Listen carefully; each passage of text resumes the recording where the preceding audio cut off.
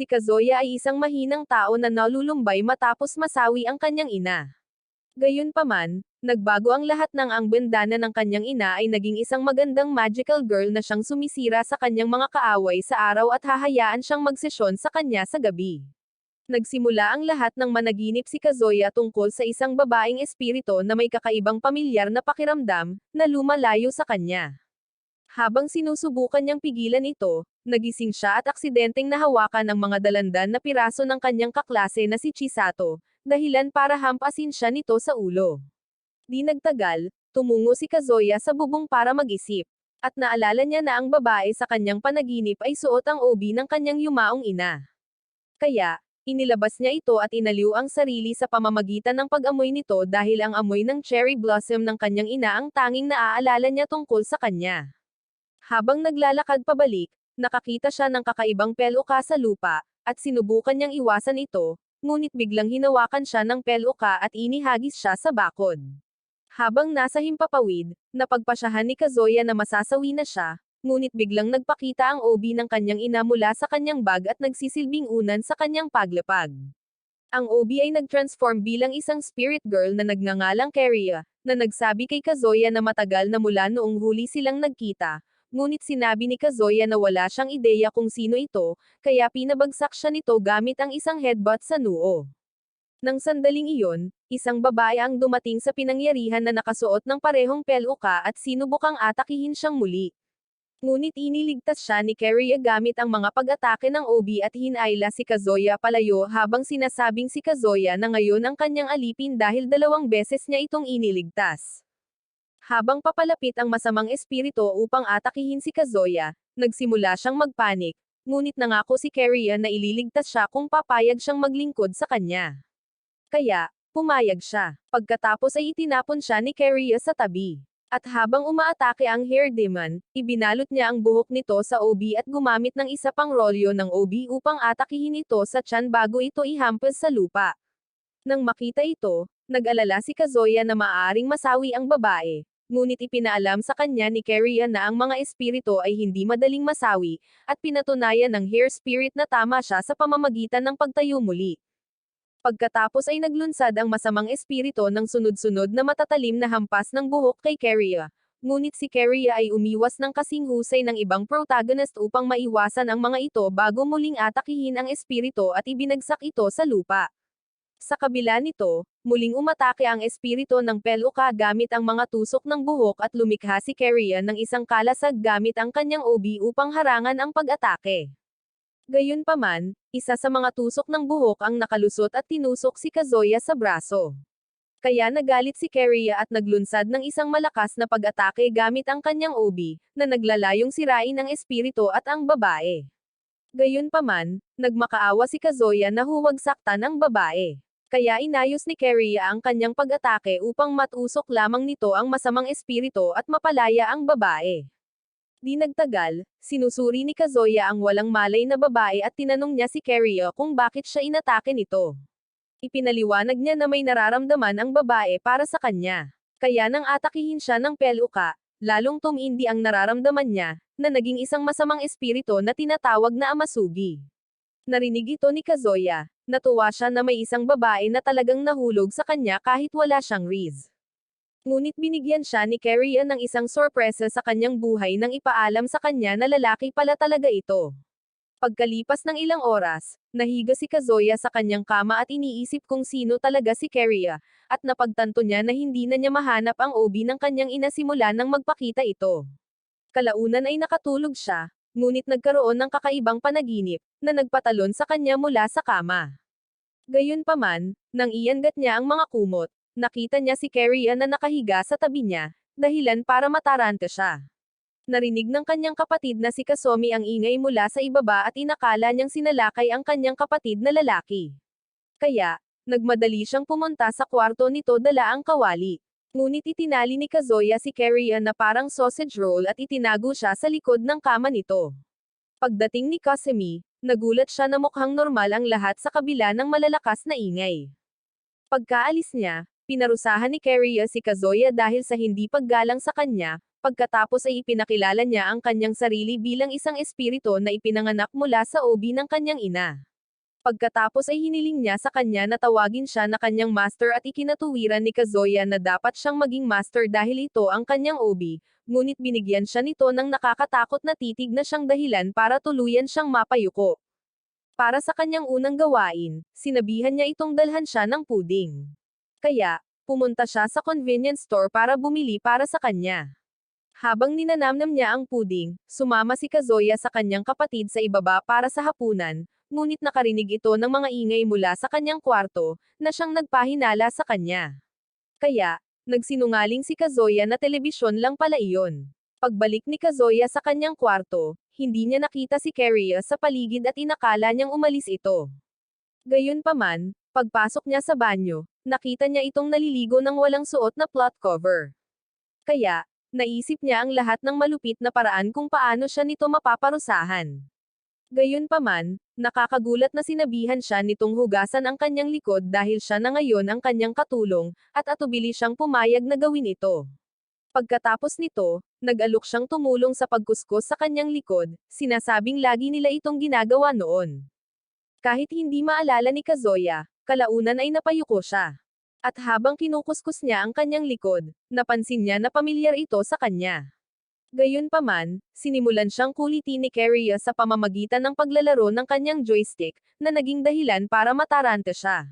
Pagkatapos, magkatabi silang nahiga sa kama. At habang natutulog si Keria, napansin ni Kazuya na natural lang ang lahat sa kanya dahil ang pamilyar na amoy nito ay nagbibigay sa kanya ng ginhawa, ngunit bigla niya itong niyakap ng mahigpit, dahilan para mataranta ulit ito.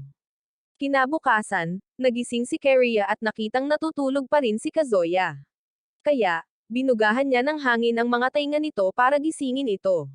Gayunpaman, inakala ni Kazuya na kapatid niya ito dahil hindi pa nagbubot ang utak nito at napag-usapan niya kung paano siya ginugulo ng kakaibang espiritu. Kaya, galit na dinurog ni Keria ang mga hiyas ng lalaki gamit ang mga paa nito. Pagkalipas ng ilang oras, tumakbo si Kazuya sa pasilyo ng paaralan ng mabilis hanggat maaari para makarating sa klase sa oras. Ngunit pagdating niya, sinabihan siya ng guro na huli na siya ng husto. Pagkatapos ng klase, paulit-ulit na hinampes ni Chisato si Kazuya sa ulo habang pinapagalitan siya dahil sa pagiging huli. Ngunit walang sinabi si Kazuya para ipagtanggol ang sarili dahil alam niyang kasalanan ito ni Keria. Nang umagang iyon, nagulat si Kazuya na nagising siya lampas alas 8 dahil itinakda niya ang kanyang alarm clock ng alas 6. Ngunit ipinaalam sa kanya ni Keria na sinira niya ang alarm clock nang tumunog ito dahil itinuring niya itong istorbo. Sinubukan niyang magmadali papunta sa paaralan ngunit tumigil nang makita niyang sinusundan siya ni Keria. At ipinaliwanag niya na ayaw niyang mahiwalay sa kanya dahil lagi siyang kasama nito at siya na ngayon ang kanyang alipin.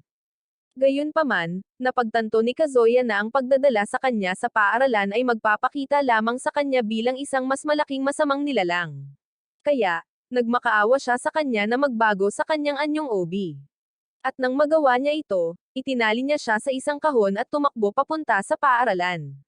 Bumalik sa kasalukuyan, kumakain ng tanghalian si Kazuya kasama ang kanyang dalawang kaibigan, sina Shiro at Usamo. At ikinwento ni Shiro sa kanila ang tungkol sa isang chismis na nagsasabing may mga multo na nagpapakita pagkatapos ng klase. Ngunit sinabi ni Usamo na kasinungalingan iyon. Kaya ipinaliwanag niya na maraming nakasaksi ang nagsasabing nakakita sila ng isang kakaibang mabalahibong nilalang. Nang marinig ito, napagtanto ni Kazuya na pinag-uusapan nila ang buhok ng Amasugi na nakaaway niya kay Keria. Ngunit nagsimulang magsalita si Shiro tungkol sa kanyang mga nakapanlulumong pantasya hanggang sa hampasin silang lahat ni Chisato sa ulo. Habang pinagalitan sila, binanggit niya na dapat nilang i-double check ang kanilang mga ulat na dapat ipasa sa ika-5 period. At doon na naalala ng isang brain cell ni Kazuya na mayroon siyang takdang aralin.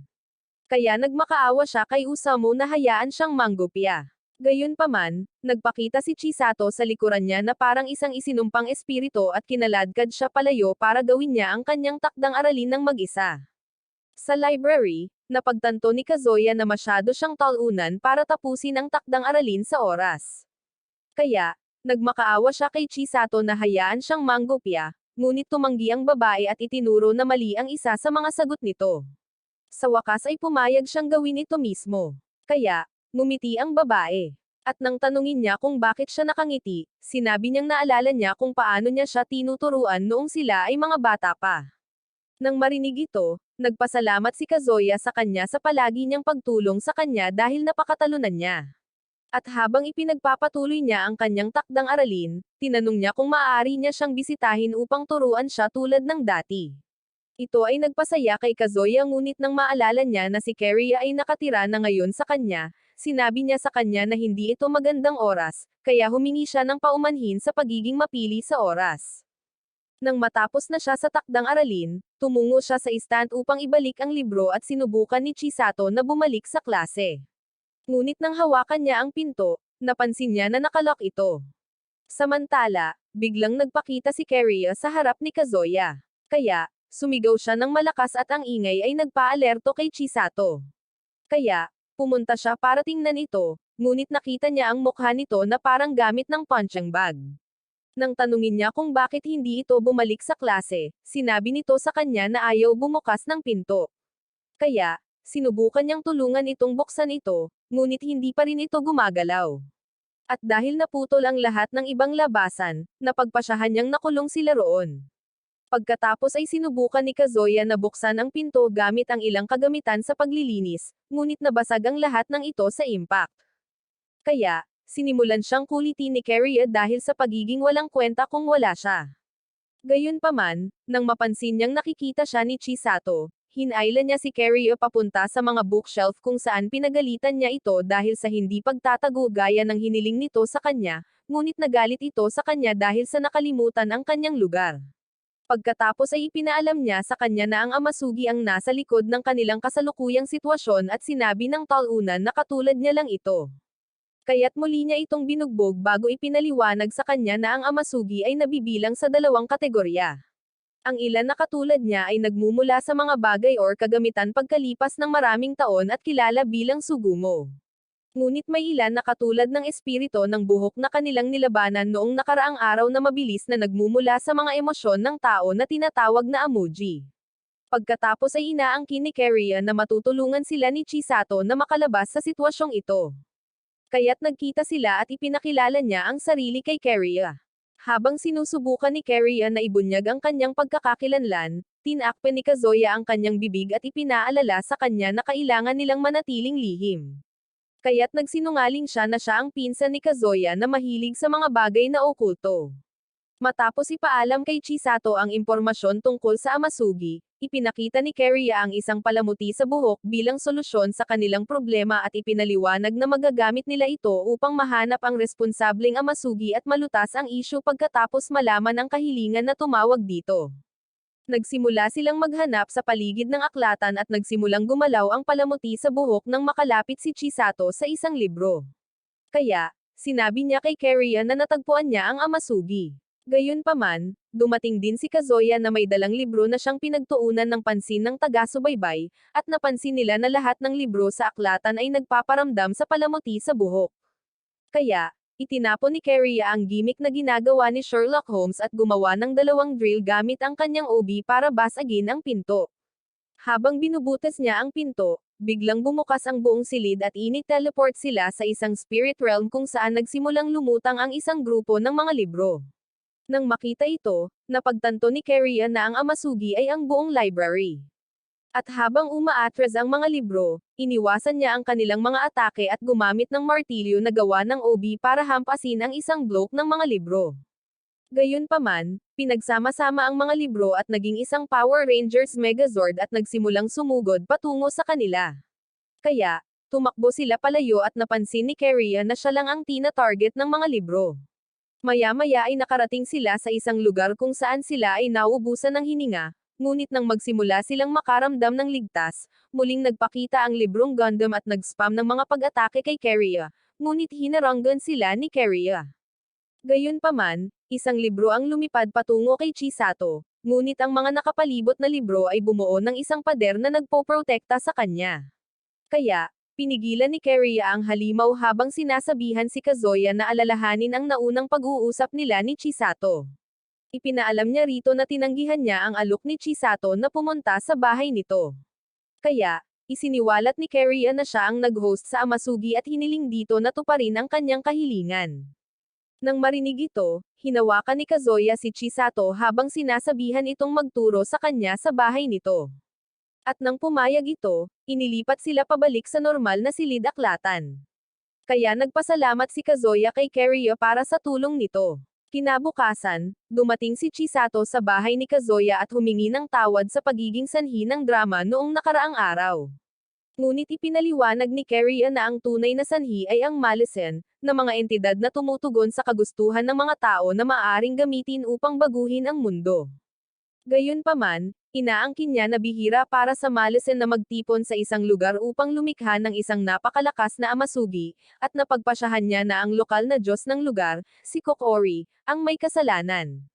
Samantala, naglalakad si Shiro sa kalye. Ngunit biglang dumating ang isang babae na may malalaking pabrika ng aset na nagngangalang Kokoyo at nagtanong kung siya ba si Kazuya. Nang makumpirma niyang hindi, tumalikod siya para umalis, ngunit ayaw palampasin ng lalaki ang pagkakataong magmaneho ng kanyang mga aset na pang-aliw.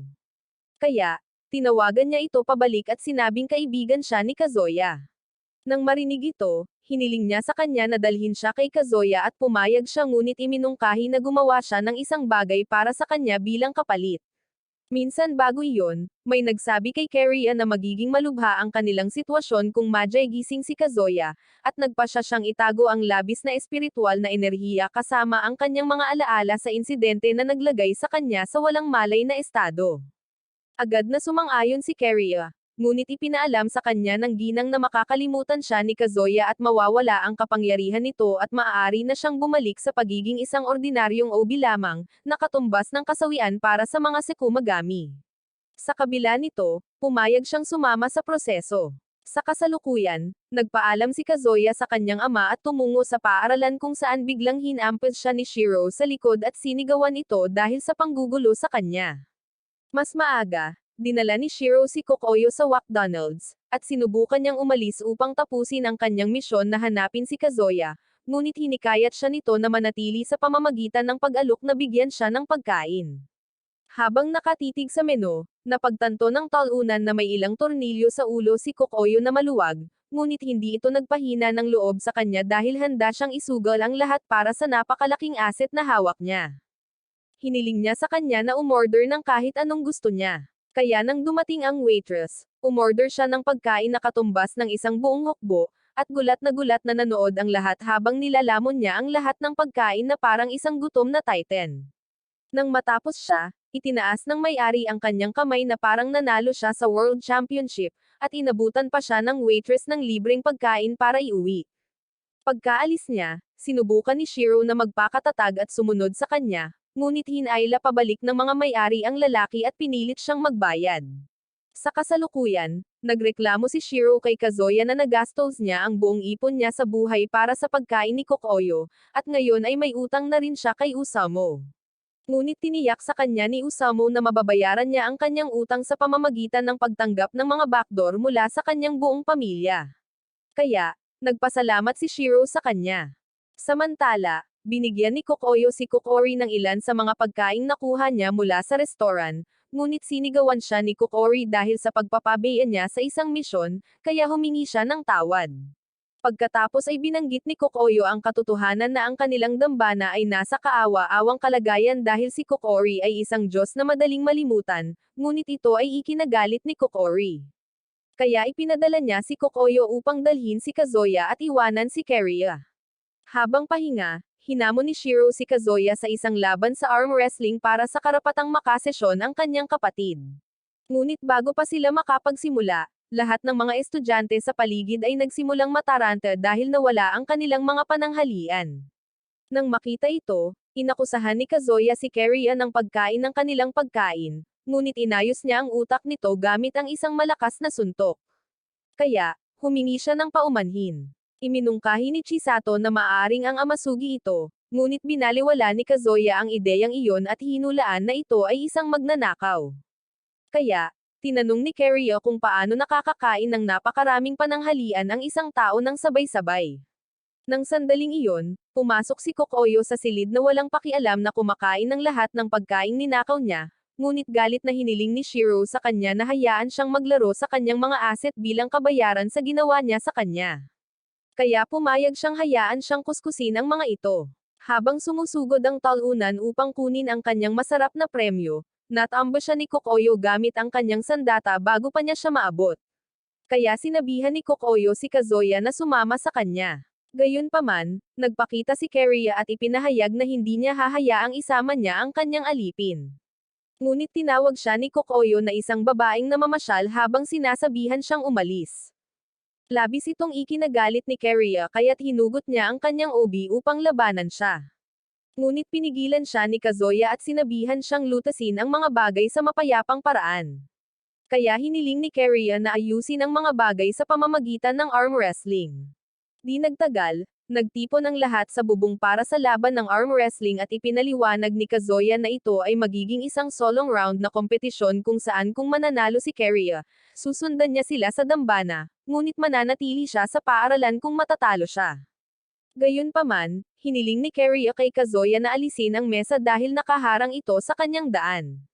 At pagkatapos niyang gawin iyon, nilapitan ni Kariya si Kokoyo at sinabihan siyang dadalhin niya ito upang makipagkita kay Kokori kung mananalo siya at pumayag si Kokoyo. Sa halip na regular na arm wrestling, nagsimulang maghagis ng malalakas na suntok ang dalawang alpha chicks sa isa't isa tulad ni Mayweather at Pacman. At kalaunan ay hinayla ni Kokoyo pababa si Kariya. Ngunit nang sinubukan niyang ibigay ang pangwakas na suntok, hinawakan ni Kariya ang kanyang hinlalaki at inihagis siya sa lupa gamit ang pangwakas na galaw ni The Rock, na nagpalakpakan sa lahat ng mga estudyante. Bigla, dumating ang isang guro at pinagalitan ang lahat dahil sa paglalaro kung kailan lampas na sa oras ng tanghalian. At sinubukan ni Kazuya na ipaliwanag na naglalaro lang sila ng arm wrestling, ngunit nakita nilang matagal nang wala ang mga babae.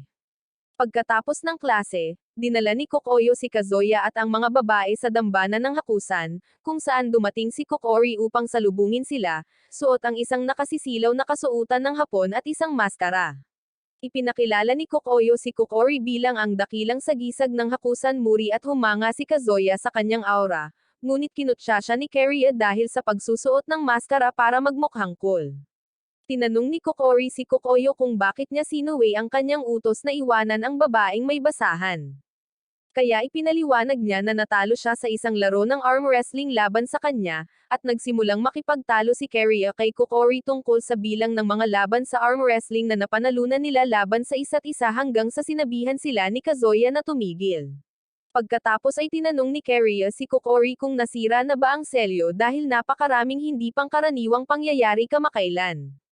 Ngunit ipinaliwanag ni Kokori na hindi pa ito nasira at hamina lamang ito. Nang marinig ito, hiniling ni Kariya sa kanya na muling ilapat ang selyo. Ngunit sinabi ni Kokori na hindi niya magagawa iyon at hiniling kay Kazuya na maging Malison cleanser. Gayunpaman, tumanggi si Kariya at hiniling sa kanya na ipadala na lang ang kanyang mga katulong. Kaya, ipinaliwanag ni Kokori kay Kazuya na may mga kakaibang nangyayari sa paligid niya dahil siya ang tanglaw na umaakit sa Malison, na ginagawa siyang panganib sa lahat ng nakapaligid sa kanya. Sinabi sa kanya ni Kariya na nagsisinungaling lamang siya para gawin niya ang kanyang gusto at sinubukan niyang tumakas kasama niya, ngunit pinigilan sila ni Kokori gamit ang isang harang at naglabas ng maskara para makipaglaban habang si Kokoyo ay lumipad palayo kasama si Chisato.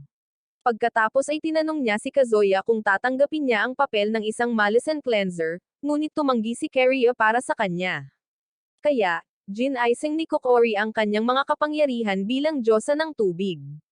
Habang pinaputok niya ang mga bola ng tubig sa mga ito, hinaranggan ni Kariya gamit ang isang kalasag na obi.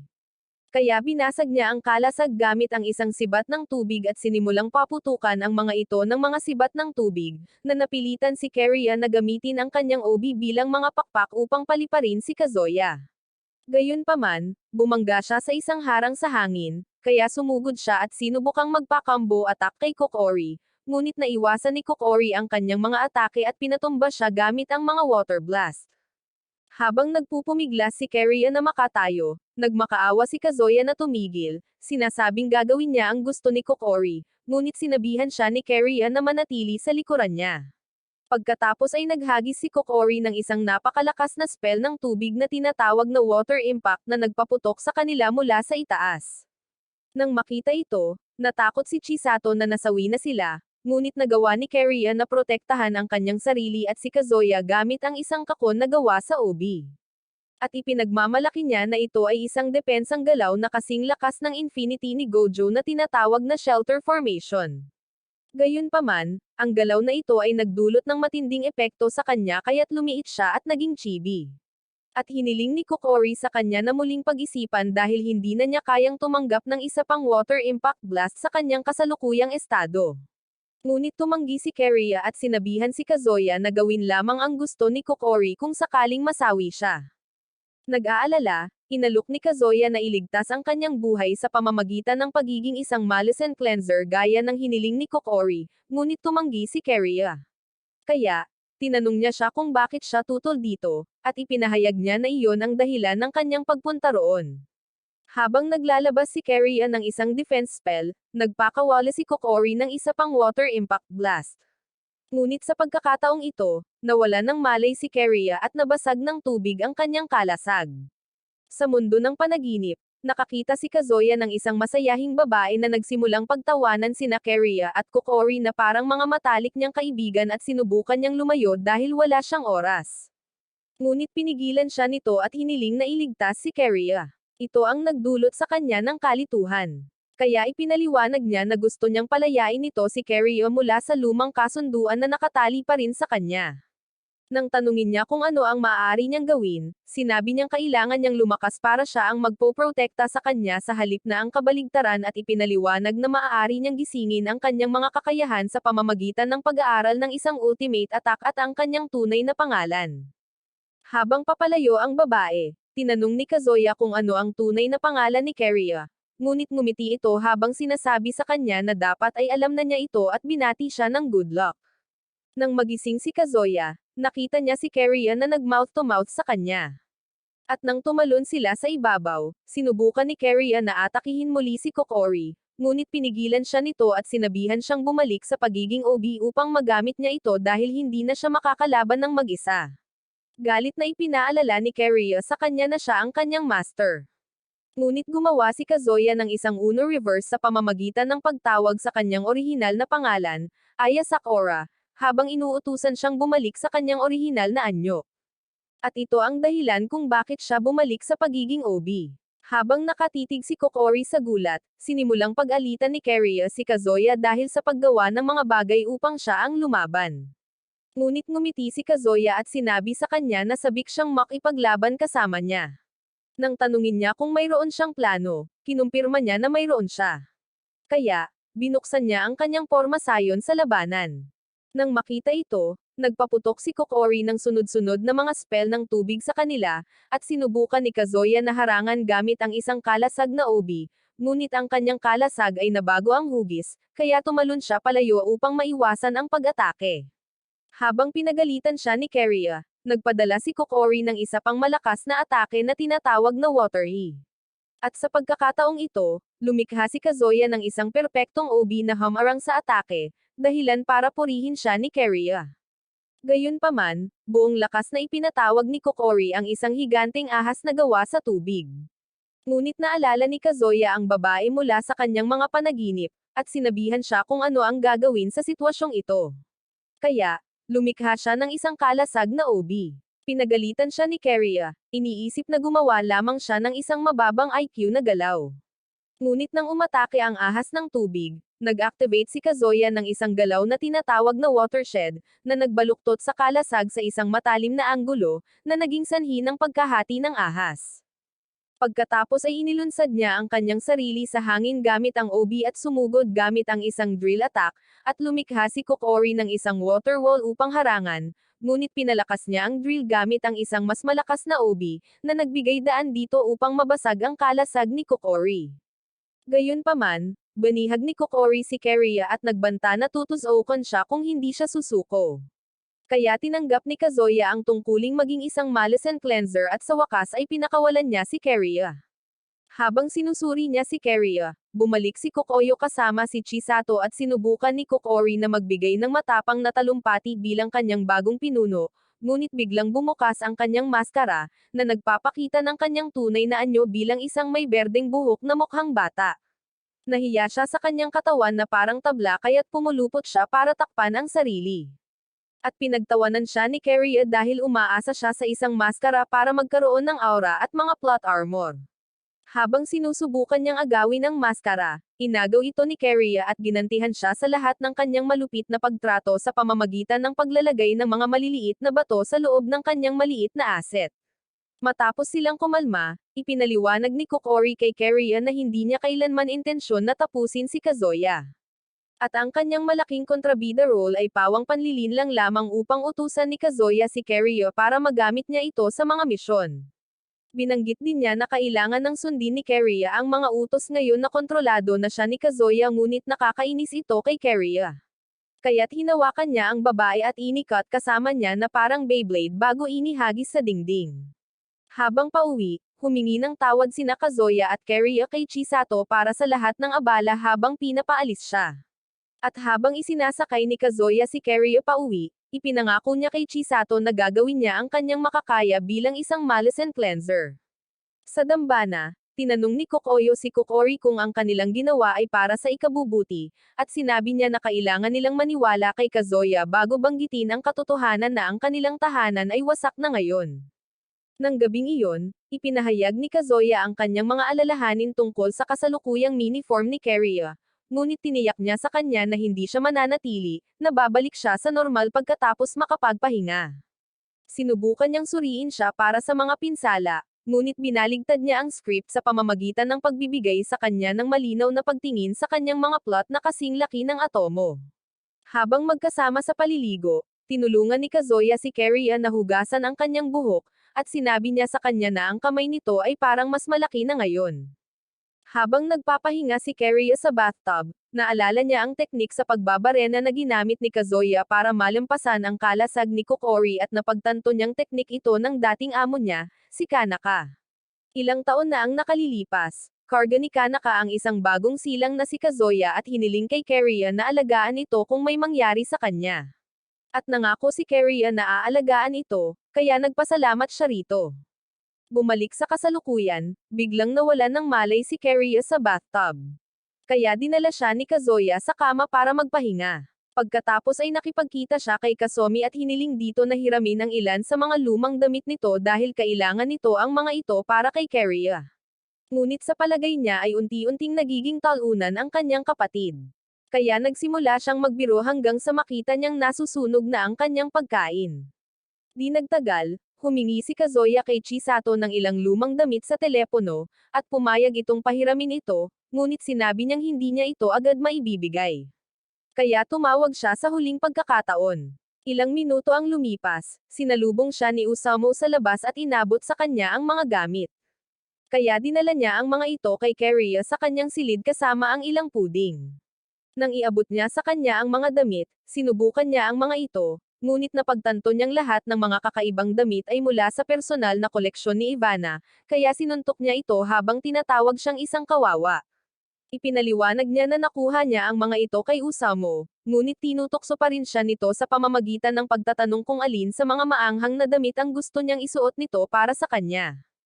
Kinabukasan, ipinaalam ni Keria kay Kazuya na kailangan niyang simulan ang pagsasanay sa araw na iyon dahil ang isang Malisonan cleanser ay para sa isang lalaking may katatagan. Ngunit nagreklamo si Kazuya na pagod siya sa lahat ng pang-aasar na ginawa niya noong nakaraang gabi. Nang marinig ito, sinubukan siyang bugbugin ni Keria nang walang malay gamit ang kanyang obi, ngunit walang lumabas. Kaya, ipinaliwanag niya na nagawa niyang eye project ang sarili niya simula nang makipaglaban siya kay Kokori, at nag-aalala siya na hindi niya ito matutulungan kung muling magpakita ang isang Amasogi. Gayunpaman, nagpasya siyang sanayin niya ito sa sining ng paggamit ng obi sa kabila ng kanyang sariling kahinaan hanggang sa maging sapat ang lakas nito upang hamanin si Saitama. Habang nagsasanay, hingal na hingal si Kazuya na parang isang dehydrated na hito matapos tumakbo ng ilang metro, at nagreklamo ito na ang pagsasanay ay masyadong mabigat para sa isang lalaking nasa loob ng bahay na tulad niya. Ngunit sinabihan siya ni Keria na maglakas loob. Pagkatapos ng isa pang round ng pagtakbo, mas lalong napagod si Kazuya. Ngunit sinabihan siya ni Keria na hindi siya kailanman magiging isang malisonan cleanser dahil sa kanyang mababang stamina at nag-transform sa kanyang OB form upang masimulan nila ang susunod na yugto ng kanilang pagsasanay. Pagkatapos ay hiniling niya sa kanya na ipakita ang mga pamamaraan na ginamit niya noong laban kay Kokori, simula sa kalasag, ngunit siya ay natamba ng malungkot. Kaya tinutusan niya itong gumamit ng dalawang OB at naglagay ng kaunting lakas ng loob dito. Ngunit hindi pa rin maintindihan ng taong talunan ang ibig niyang sabihin.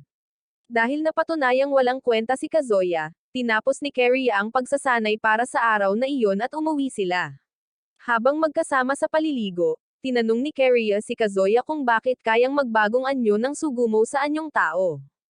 Ngunit mali ang hula ng talunan, sinabing para lang ito sa isa't isa para magsesyon ng palihim. Kaya, dinurog niya ang kanyang maliit na joystick bilang parusa.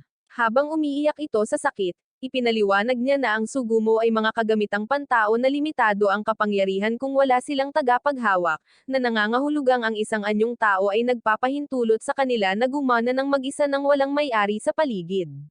Gayunpaman, ipinaalam niya sa kanya na ang kanilang anyong pantao ay may mga limitasyon at bigla siyang niyakap ng mahigpit habang hinihiling na ilarawan ang kanyang katawan. Sinabi ni Kazuya na siya ay malambot at mainit. Kaya, ipinaliwanag niya na sa anyong tao, ang Sugumo ay may mga organo ng tao, na nangangahulugang masasawi sila mula sa isang nakakasawi na pinsala na maaring pumaslang sa isang tao. Gayun din, masasawi si Keria kung siya ay mapinsala ng hindi na maayos bilang isang OB. At nang hiningi ni Kazuya ang pagkakaiba, sinabi niyang maaari siyang gumaling mula sa maliliit na hiwa at punit sa kanyang anyong OB. Habang nakahiga sa batya ng magkasama, sinabi ni Keria na hindi maaaring umiral ang Sukumagami ng walang mga tao dahil ang kanilang kapangyarihan ay nagmumula sa kanilang mga ugnayan sa kanilang may-ari. At nagpasya siyang sanayin siya sa mga pamamaraan ng OB na maaari niyang makabisado sa ngayon. Sa dambana, ipinaalam ni Kokoyo kay Kokori na hindi siya makakakuha ng pera dahil nawawalan ng pananampalataya ang mga tao sa banal. Ngunit nagreklamo ang mga manggagawa sa templo na hindi nila maaayos ang templo ng walang pera. Kaya, nagmakaawa siya sa kanila gamit ang puppy dog eyes hanggang sa tumakas sila. Natutuwa pa rin si Kokori na iniiwan siya ng kanyang mga manggagawa. Kaya sinabi ni Kokoyo sa kanya na kailangan nilang pangasiwaan ang kalagayan ng templo sa kasalukuyang kalagayan nito. Sa kwarto ni Kazuya, hinabi niya ang kalasag ng OB gamit ang papel, ngunit sinipa siya ni Keria sa mukha habang sinisigawan siya dahil sa paggawa nito ng magulo. Matapos ipakita sa kanya kung paano ito gawin, hiniling niya sa kanya na subukan muli, ngunit masyadong pagod ang ating bida. Sa dambana, sinusubukan ni Kokori at Kokoyo na panatilihing maayos ang kanilang gusali upang maiwasan ang ulan, ngunit muling nasira ang istruktura, at ang larong ladrilyo ni Keria ay nabasag kasabay nito, na nagpaisip sa kanya na ang kanyang pinakamalaking kaaway ay kasalukuyang naghihirap. Habang nasa ilalim ng malakas na ulan, umiyak si Kokori tungkol sa kanyang bumagsak na dambana at nagtanong kung saan sila titira, ngunit sinabi ni Kokoyo sa kanya na huwag mag-alala dahil may iniisip siya. Kinabukasan, pinapagalitan ni Keria si Kazuya habang nagsasanay habang nanunood ang iba. At tinanong ni Kokori kung ano ang ginagawa niya. Kaya, ipinaliwanag niya na sinasanay niya ang pakiramdam ng kanyang saklaw dahil gusto niyang maunawaan nito kung gaano kalayo ang maaabot ng OB. Gayunpaman, nang ihagis niya sa kanya ang stuffed bag, hindi ito umabot sa kanya. Kaya, sinipa niya ito sa mukha dahil sa pagiging masyadong malayo. Nang makita ito, sinabi ni Kokori sa kanya na walang saysay ang pagsasanay sa mga pangunahing kaalaman dahil gumamit na siya ng isang napakalakas na atake laban sa kanya. Ngunit ipinaliwanag ni Keria na ito ay isang aksidente lamang dahil hindi man lang siya marunong humila ng bato kasama ang OB sa ngayon. Di nagtagal, binisita nilang lahat ang bagong dambana ni Kokori, at natawa si Keria sa katotohanan na ito ay isang palaruan. Kaya, ipinaliwanag ni Kokori na ito ay isang ligtas na lugar dahil walang natural na sakuna na darating sa lugar na iyon. Kinabukasan, kumatok si Kazuya sa pinto ng silid ng konseho ng estudyante, nagtataka kung bakit siya ipinatawag. At nang pumasok siya, ipinakilala ng Pangulo ng Konseho ng Estudyante ang kanyang sarili bilang si Taka habang sinasabing matagal na silang hindi nagkita. Gayunpaman, sinabi ni Kazuya na hindi niya ito nakilala. Kaya, hinubog ni Taka ang kanyang buhok sa isang pambabaeng anyo, na nagpaisip kay Kazuya na siya pala ang iniligtas niya mula sa espiritu ng Peluka ilang araw na ang nakalipas. Nang magpakita si Keria, ipinaliwanag ni Taka sa kanila na may isang grupo ng mga manlalaro ang sumakop sa silid ng araling panlipunan at ang kinatawan na ipinadala niya upang lutasin ang bagay na ito ay bumalik na umiiyak na nakakita siya ng isang halimaw, kaya naman gusto niyang suriin nila ito. Habang nasa daan, nakasalubong nila si Usamo at ipinakilala ni Keria ang kanyang sarili bilang master ni Kazuya. Kaya, binatikos ni Usamo si Kazuya dahil sa pagkakaroon ng babae. Gayunpaman, nagsimulang matarante si Taka dahil ang dating silid ng araling panlipunan ay isa na ngayong bakanteng pader. Kaya, ginamit ni Keria ang kanyang palamuting pangtrakang at ito ay tumugon sa pader. Napagpasyahan ni Keria na dapat silang umatras pansamantala dahil masyadong mahirap para sa kanila na hawakan, ngunit napadpad sila sa isang dead end kung saan dating naroon ang hagdanan. Nang sandaling iyon, isang nakakatakot na estudyante na nagngangalang Nakajima ang sumubok na i-recruit sila sa Gamers Club, ngunit tumanggi si Taka. Kaya, gumamit siya ng isang drawing para ipatawag ang isang Minotaur, na nagsimulang umatake sa kanila. Sinubukan nilang tumakas ngunit napadpad sa isa pang dead end. Kaya tumakbo sila papasok sa silid ng agham. Gayunpaman, nahulog sila sa bitag ni Nakajima. At habang binabangga ng Minotaur ang pader, napagtanto ni Kazuya na ang Amisugi ay ang aklat na iginuguhit ni Nakajima. At ang halimaw ay isang drawing na maaaring burahin. Pumasok ang Minotaur, ngunit sinabuyan ito ni Usamo at Taka ng tubig, at sumali si Kazuya sa pamamagitan ng pag-spray ng fire extinguisher, na nagbura sa braso nito, na nagpapahintulot sa kanila na makatakas. Pagkatapos ay binura ni Kazuya ang pader na nakaharang sa labasan, ngunit napadpad sila sa isa pang pader, at muling nagpakita si Nakajima kasama ang Minotaur. Kaya, sinabihan sila ni Taka na tumakas nang wala siya dahil siya ang target.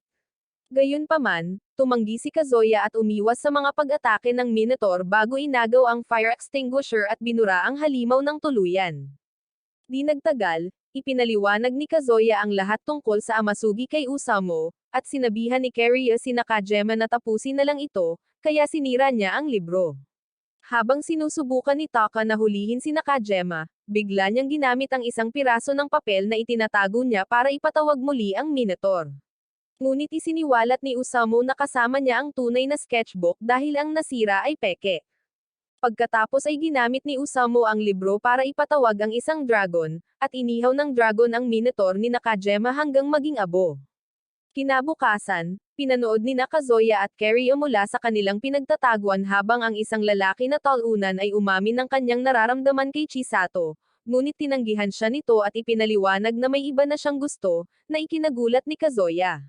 Pagkatapos ng eskwela, silang tatlo ay nagre-relax sa bahay ni Kazuya, at tinanong ni Kazuya si Chisato tungkol sa lalaking gusto niya, ngunit tumanggi itong sabihin dito.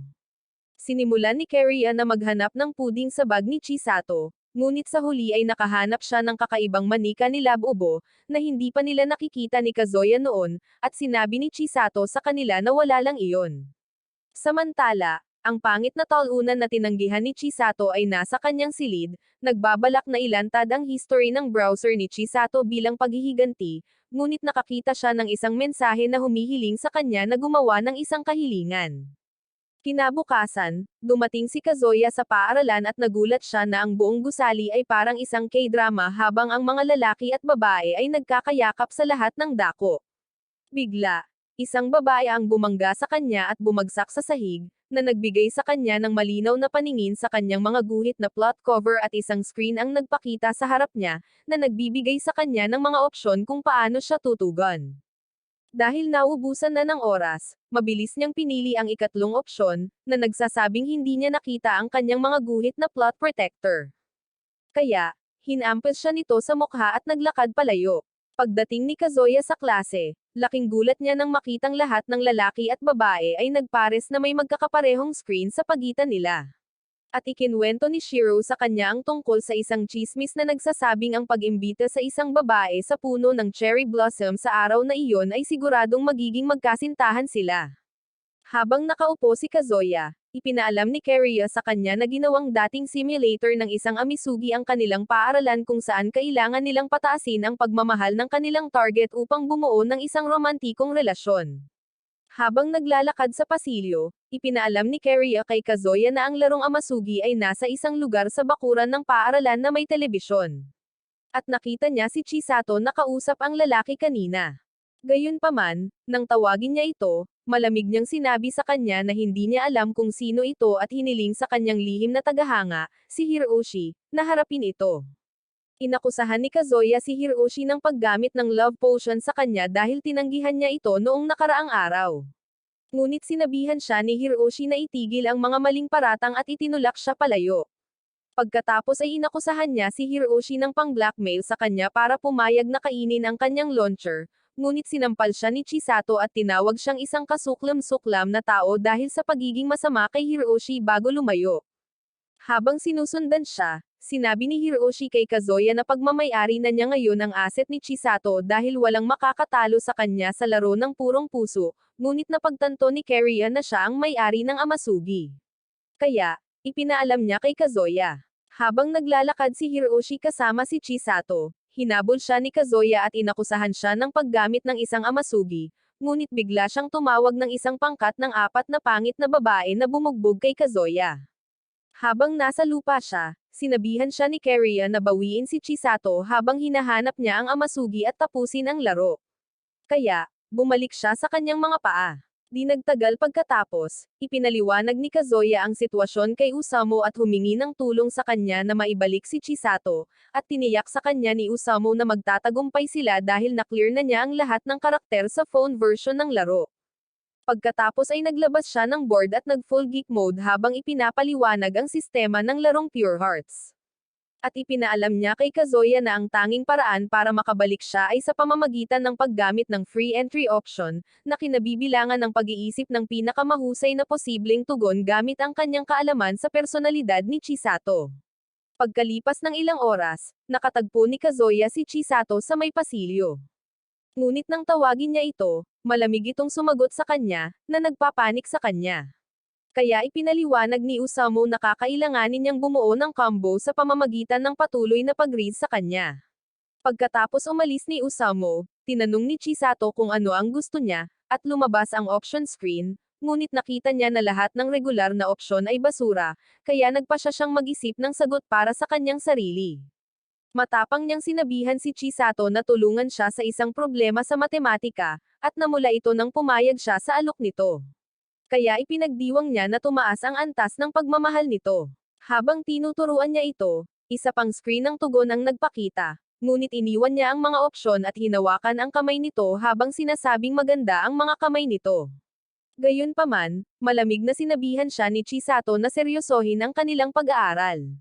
Kaya, ipinaliwanag ni Usamo na kailangan niyang gamitin ang mga context clue. Habang kumakain, tinanong ni Chisato kung bakit siya nakaupo kasama nila, at sumagot si Usamo ng isang linya mula sa isang libro tungkol sa Riz, na nagpamula sa kanya. Kaya, pinagalitan siya ni Kazuya dahil sa pagtatangkang makuha ang atensyon niya. Habang binubuksan ni Chisato ang kanyang tanghalian, muling nagpakita ang isang screen ng opsyon, at napansin ni Kazuya na maganda ang ikatlong opsyon, ngunit nagpasya siyang mag-isip ng mas maganda kaysa doon. Kaya, sinabi niya sa kanya na ang kanyang tanghalian ay nagpapaalala sa kanya ng kanyang natural na mga pancake, na nagpamula muli sa kanya. Pagkatapos ay inabutan siya ng isang piraso ng itlog para subukan, at nagpakita ang isang screen ng tugon. Kaya, paulit-ulit niya itong tinanong na perpekto siyang asawa hanggang sa mamula ang mukha nito. Nang tanungin niya ang tungkol kay Kariya, walang lumabas na screen ng tugon at nagsimulang magpanik si Usamo nang mapagtanto niyang nasa isang libreng kaganapan ng pag-uusap sila.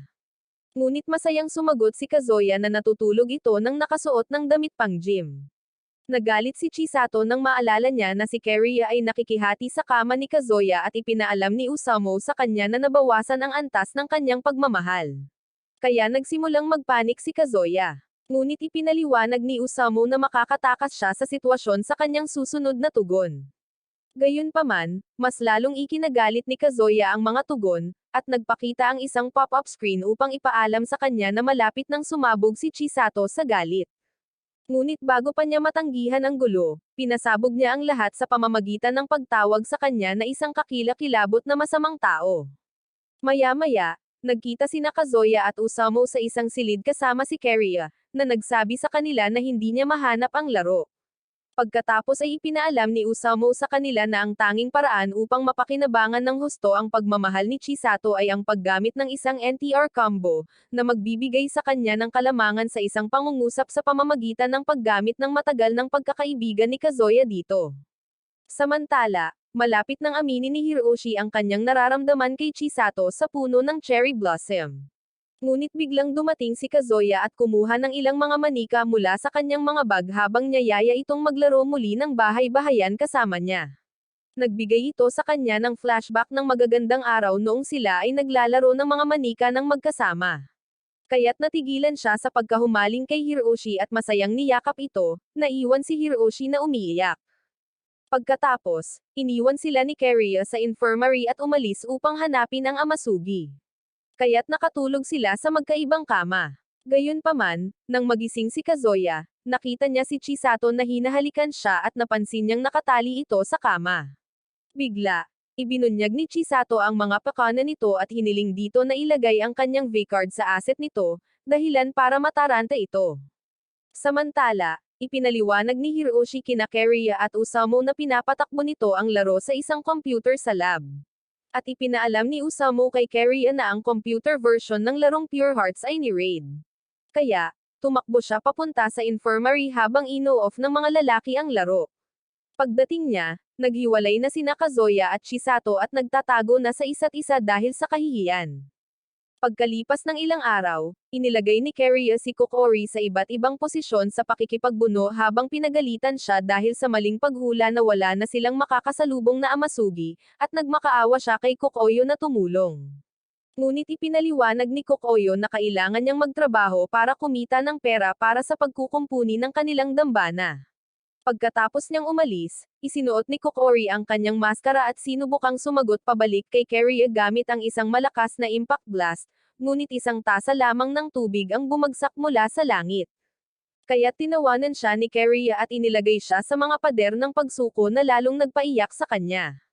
Gayunpaman, namagitan si Kazuya sa pamamagitan ng pag-aalok kay Keria ng puding kapalit ng kapayapaan. Kaya't sa wakas ay binitawan niya si Kokori. At habang paalis si Kazuya para bumili ng puding, hiniling ni Keria kay Kokori na makipag-usap sa kanya.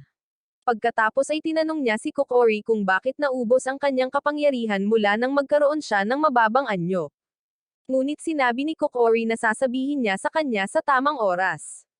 Kaya nagpa siya si Keria na pipilitin niya siyang magsalita. Gayunpaman, binasag ng ilang mga lalaki ang kanilang kastilyo ng buhangin gamit ang isang beach ball at ang buhangin ay tumalsik sa kanila.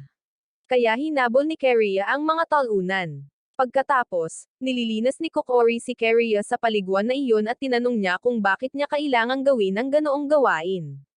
Kaya ipinaliwanag ni Keria na si Kazuya, na karaniwang humahawak nito, ay hindi makapasok sa banyo dahil sa sobrang hiya niya. Napansin ni Kokori na medyo lumaki ang mga plot armor ni Keria. Kaya, ipinaliwanag ni Keria na ang kanyang espiritual na enerhiya ay unti-unting lumalaki salamat sa kanyang alaga, si Kazuya. Ang dalawang baliw ay naglaro ng isang matinding marahas na laro laban sa isa't isa hanggang sa pareho silang nawalan ng malay. Habang kumakain, kalahati lang ng pagkain ni Kazuya ang kinain niya dahil gusto niyang ibigay ang natitira kay Keria. Ngunit inakala ni Kasumi na may itinatago siyang aso. Kaya, ipinaalala niya sa kanya na walang pinapayagang mga alagang hayop sa bahay dahil allergic ang kanilang ama. Napansin niya na casual na kumakain kasama nila si Keria sa mesa at natigilan siya kaya nabitawan niya ang kanyang pagkain. Ngunit tinawag siya ni Kasumi na isang freeloading spirit. Kaya tinanong ni Kazuya kung paano niya nalaman ang tungkol sa kanya. Ipinaliwanag ni Keria na nakilala na niya si Kasumi, at ang tatay nito simula noong unang lumipat siya at sinabing hindi nakakaiba para sa kanya ang makihalubilo sa kanila dahil isa siyang momento ng ina nito. Nang tanungin ni Kazuya ang tatay nito kung kilala niya si Keria, sinabi ng lalaki na kilala nila ito, at sa katunayan, matagal na silang magkakilala dahil hipag niya ito. Noong mga araw nila sa paaralan, paulit-ulit na sinubukan ng tatay ni Kazuya na si Kazuaki na i-raise si Kanaka, ngunit sinira ni Keria ang mga plano nito sa bawat pagkakataon, kaya ngayon ay takot na takot siya rito. Habang kumakain ng puding si Keria, naalala ni Kazuya na plano rin niyang bigyan si Kokori. Kaya, tumungo sila sa palaruan dala ang puding, para lamang makitang sira na ito. Nang sandaling iyon, sumugod si Kokori at niyakap si Keria habang tumutulo ang mga luha mula sa mga mata nito. At ipinaliwanag ni Kokoyo na inalis ang kanilang dambana sa palaruan dahil itinuring itong panganib sa kapaligiran matapos masugatan ang isang batang lalaki doon.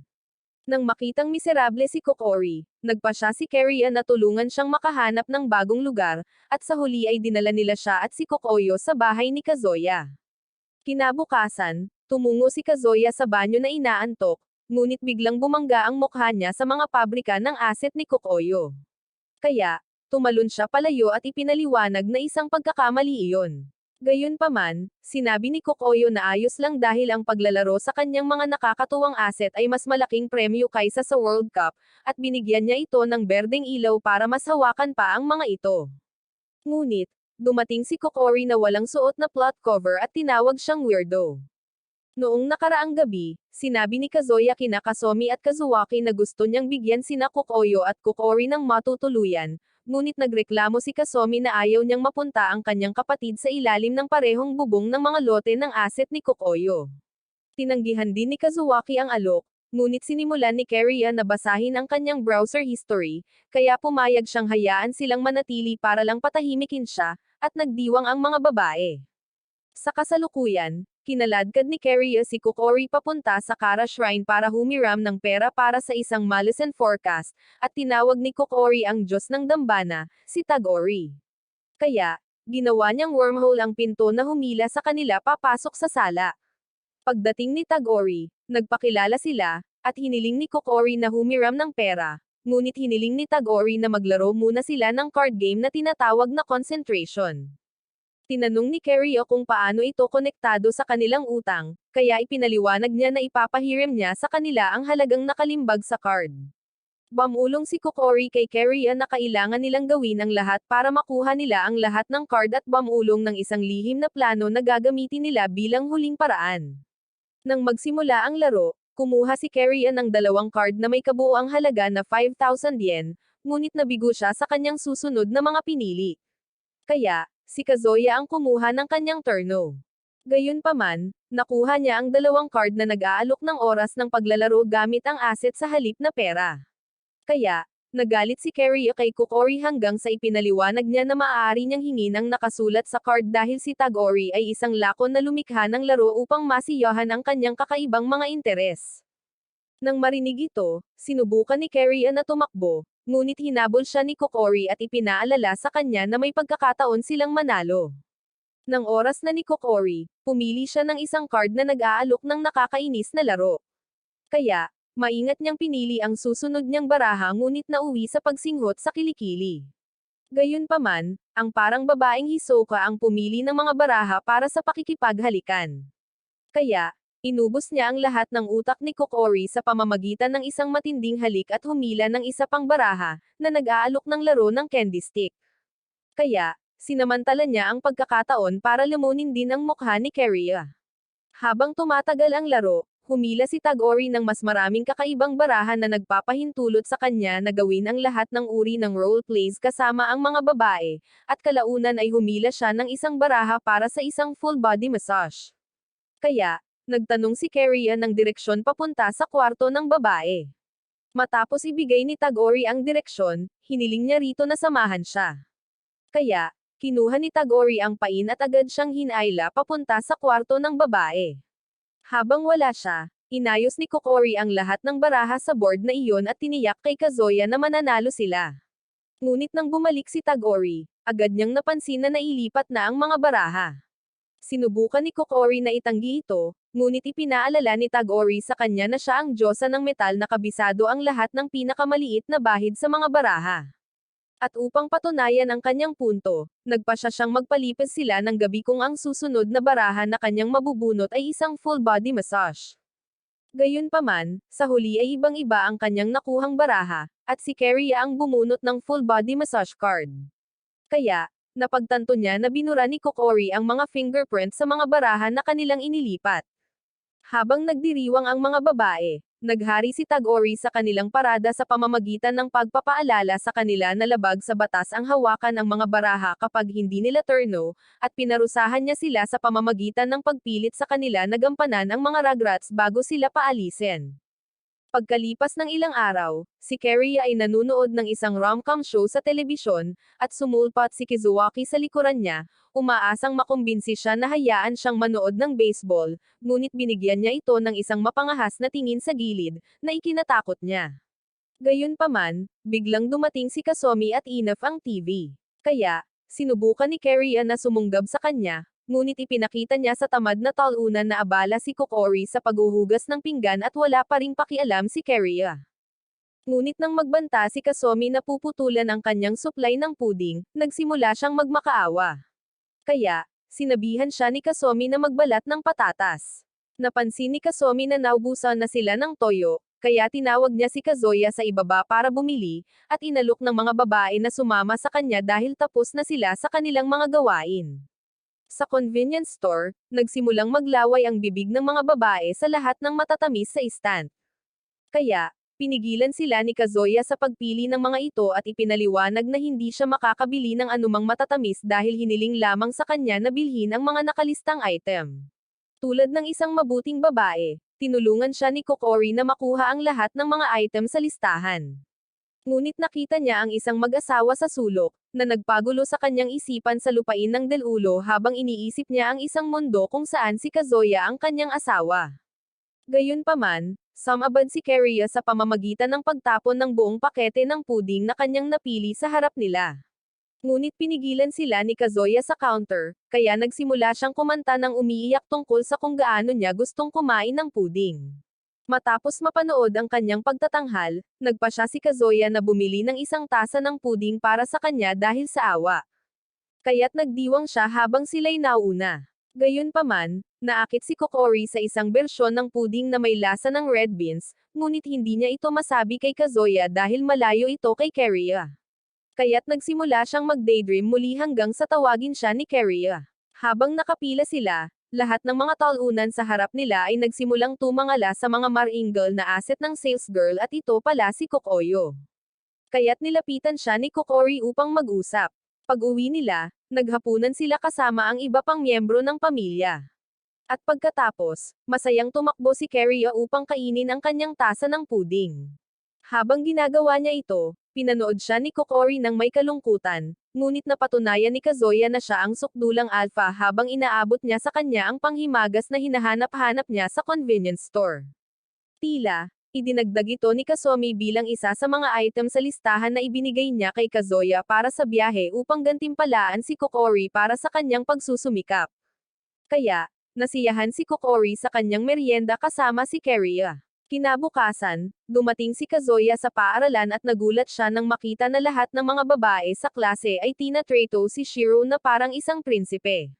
Ngunit ang iba pang mga talunan sa klase ay nagalit habang tinatanong nila siya kung paano siya naging mula sa pagiging isang walang kwentang tao ay naging prinsipe ng magdamag. Sinimulan ni Shiro na asar-asaran ang mga babae. Kaya, ang anti-Riz na pulis, si Chisato, ay sumugod at sinabihan silang lahat na itigil ang kanilang kakaibang pag-uugali. Ngunit sinabihan siya ng mga babae na maghanap ng sarili niyang launcher na pagpipistahan bago ipagpatuloy ang kanilang paglalaro ng pag-ibig kay Shiro. Nang makita ito, napagpasyahan ni Usamo na ang biglaang popularidad ni Shiro sa mga babae ay isang supernatural na kababalaghan, at biglang nagpakita si Keria upang ipaliwanag na isang amasugi ang nasa likod nito. Ipinaalala sa kanya ni Kazuya na dapat siyang manatiling nakatago mula sa klase, ngunit dinurog niya muli ang maliliit na marmol nito at ipinaliwanag na inaasahan niya ang pag-ataking ito dahil sa isang forecast na sinabi sa kanya ni Kokori noon. Pagkatapos ay sinabi niya sa kanya na ito na ang perpektong oras para gampanan niya ang kanyang tungkulin bilang isang Maleficent cleaner.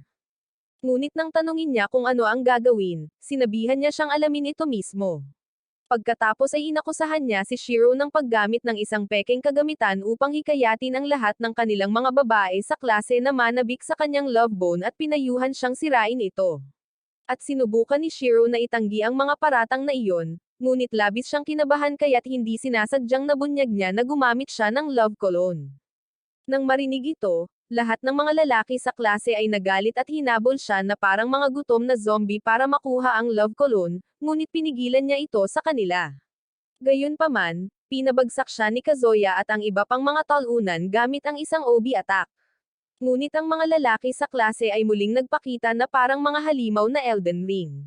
Kaya, ipinaliwanag ni Keria na ang pagnanasang tumawag sa Amasugi ay masyadong malakas na sumasalamin sa kanila. Habang sumusulong sila kay Shiro, binalot siya ni Kazuya ng kanyang OB at tumakbo palayo kasama siya, ngunit hinabol sila ng mga lalaki. Kaya, ginamit ni Kazuya ang katawan ni Shiro bilang pang-atake para matamba sila. Gayunpaman, nakasalubong nila ang pangalawang bug zone ng mga zombie boy sa harap nila. Kaya inakay sila ni Usamo paakyat sa isang bakanteng silid-aralan. Habang nagtatago sila roon, may ilang zombie boys na pumasok sa bintana. Kaya pinatumba sila ni Keria gamit ang mga OB combo. Di nagtagal, itinali nila si Shiro at hiniling nila sa kanya na ipaliwanag ang lahat. Kaya isinalaysay niya kung paano siya tinanggihan ng isang babaeng nagpaliwanag na mas gusto ng mga babae ang mga lalaking nagmamalasakit sa kanila kaysa sa mga desperado at walang kwentang tao tulad niya. Pagkaalis niya, nagsimulang magreklamo si Shiro tungkol sa kung paano nabigo ang murang love cologne na binili niya sa Shapey at naiwan niya ang pabango sa mesa. Ngunit nagising ang Amasugi sa cologne at hiniling sa kanya na gamitin itong muli. Sa kasalukuyan, ipinaliwanag ni Kazuya kay Shiro na kailangan niyang sirain mismo ang Amasugi upang hindi siya magdusa sa malisya at pagbabayad sala, na siyang nagiging sanhi ng mga masasamang bagay, at pumayag siya.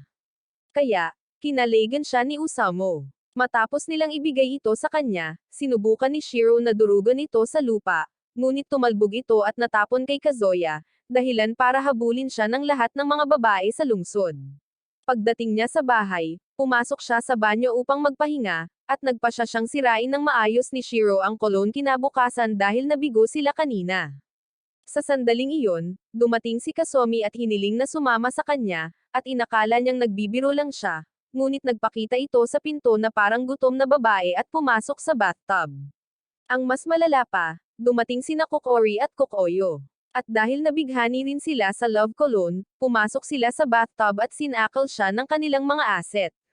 Habang nahihirapan siyang mag-isip ng paraan palabas, dumating din sina Keria at Chisato at sumama sa kanila sa paglalaro ng mga kakaibang laro gamit ang kanyang love stick sa bathtub. Matapos siyang paalay ng puting gravy ng 3 beses ng sunod-sunod, naglaro ang mga babae ng rock paper scissors para malaman kung sino ang unang makakakuha ng unang talbog sa kanyang joystick.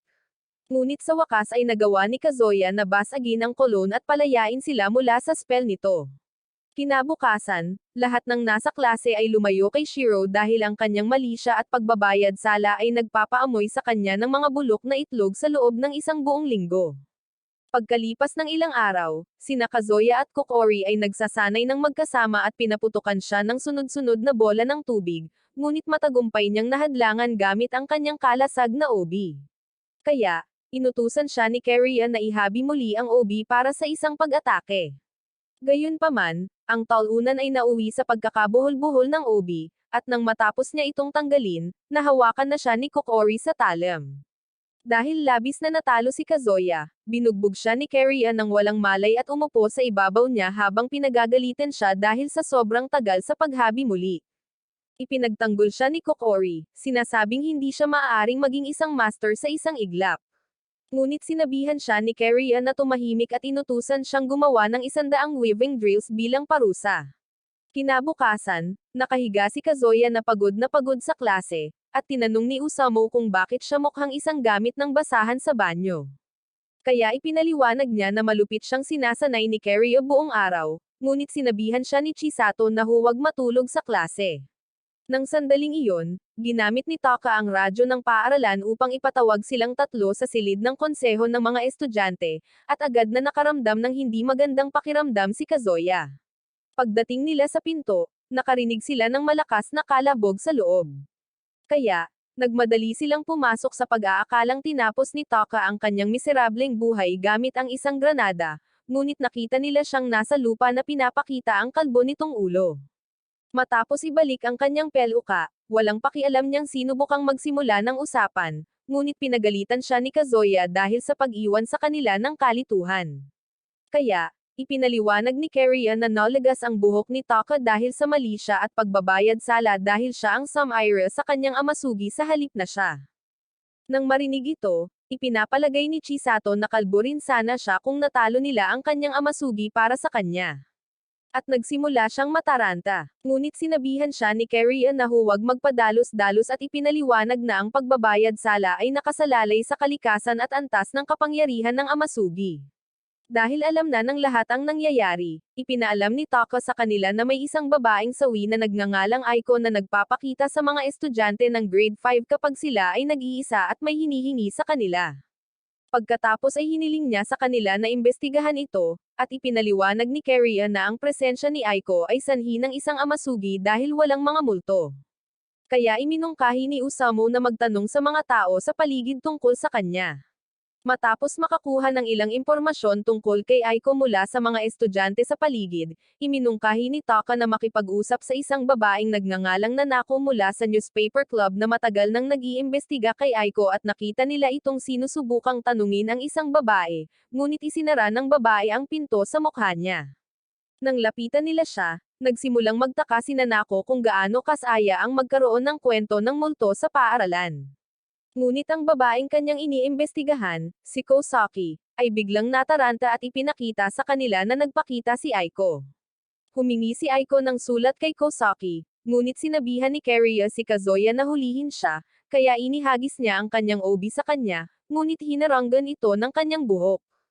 Habang sumusugod siya patungo sa kanya, ginamit ni Kazuya ang kanyang kalasag, ngunit nalundagan niya ito. Kaya sinubukan niya itong suntukin ngunit hindi siya pinansin ni Aiko at tumakbo palayo. Kalaunan, nagtipon silang lahat sa opisina ng nurse kung saan isiniwalat ni Keria na ang amasugi na sumasapi kay Aiko ay tinatawag na Keimei at ito ay isang mapanganib na kaaway na ipinanganak mula sa mga pagsisisi na nananatili sa buhok ng mga sawi. Pagkatapos ay ipinaalam niya sa kanila na ang tunay na host ng Kamiani ay isang buhay na tao na ang mga hangarin ay sumasalamin sa mga pagsisisi ng nasawi, ibig sabihin ay ang tao ay magdurusa ng mali siya at pagbabayad sala kung sapilitang gagamitin nila ito. Dahil narinig ni Kosaki ang kanilang buong pag-uusap, hiniling ni Keria sa kanya na ibahagi ang anumang impormasyon na maibibigay niya. Kaya, isinalaysay niya kung paano siya, si Aiko, at ang ilang iba pang mga babae ay dating humahanga sa isang partikular na lalaki na nagngangalang Yoichi, na humantong sa pagbuo ng isang fan club sa pagitan nila. Gayunpaman, nagsimulang magpakita ng interes si Yoichi kay Aiko, at naging awkward ang mga bagay sa fan club. Kaya umalis si Kosaki, ngunit sinimulang apihin ng ibang mga babae si Aiko, at pinangunahan sila ng isang babaeng nagngangalang Moratsuki, na siyang unang nakakita sa bangkay ni Aiko. Matapos marinig ang kwentong ito, isinulat ni Taka ang mga pangalan ng lahat ng babae mula sa fan club dahil sila ang mahahalagang saksi sa kaso, at inakala ni Chisato na dadalawin sila ng mga amasugi sa lalong madaling panahon, ngunit ipinaalam sa kanya ni Kazuya na iniimbestigahan ito ni Nanako.